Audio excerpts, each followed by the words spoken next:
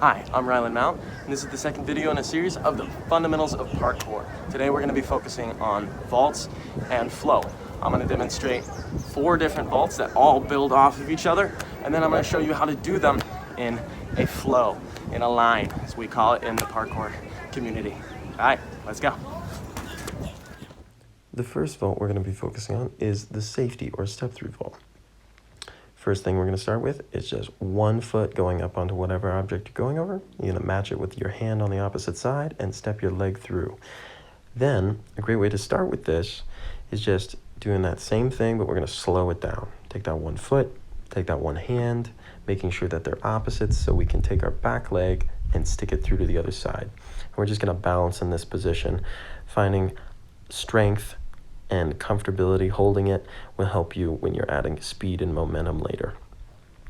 So after you have that down, we're going to add momentum again and really focus on pushing off of our hand and foot at the same time so that our body isn't twisting. We want to be facing forward so we can move out of it smoothly. Next vault is the speed vault, and this one is very similar. Instead of putting that foot down though, we're now going to drive the knee upwards. We're going to still plant the hand and bring that back leg through to the other side. And we're going to be focusing on keeping our momentum. So we should be able to run out of this one. Great way to practice, just driving that knee. Just practice 1 hand, drive the knee. And then you can jump up onto the object and then just adding more momentum to get yourself going all the way over. Start slow, doesn't have to be super fast. And if you notice, I drive the knee and then put the hand down. Push off the hand and step through to the other side. Next vault is the lazy vault, but it does take some effort. So we're going to pull 1 hand down, and then we're going to take the closest leg to whatever object we're going over. We're going to swing it out in front, and the other one's going to follow as our other hand comes down to support us as we step through to the other side. A great way to practice this, just like before, we start with 1 hand down. We're going to swing that leg in front and land on that 1 foot. Put the other hand down and hop down to the other side, focusing on kicking those hips up, trying to get our hips up so we don't knock our hips into whatever we're going over. The higher that you kick those hips, the easier it's going to be to get all the way over. This one's all about flow and keeping a smooth transition. Next vault is the dash.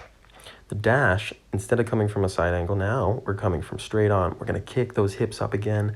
Now, both hands are coming down at the same time behind us as we push through. Great way to practice this, just jumping up on 1 foot. Don't go up on your fingertips. Make sure you keep your palms flat. Fingertips bad, palms flat good. So focus on that because you don't want to hurt our thumbs or anything. Then it's just kicking those hips up and pushing through to the other side. This one's one of my favorites. It's a bit more difficult and takes a lot of practice, and it's really more of a mental challenge than anything. It's kind of scary to kick your legs up in front of you and not see where your hands are going.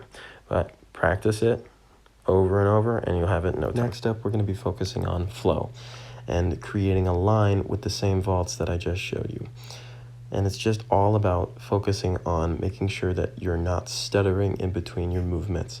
So you're focusing on making sure that when you're landing, your feet are able to move smoothly into the next movement. And here I'm just really focusing on being present and in the moment with what I'm doing and still setting myself up so that I can go into each vault smoothly and create a seamless transition in between each of the vaults. And remember, all of these lines that I'm coming up with, they aren't how you are supposed to or have to do them. You can come up with your own creative ways to combine them in your own different environments. These are just a couple.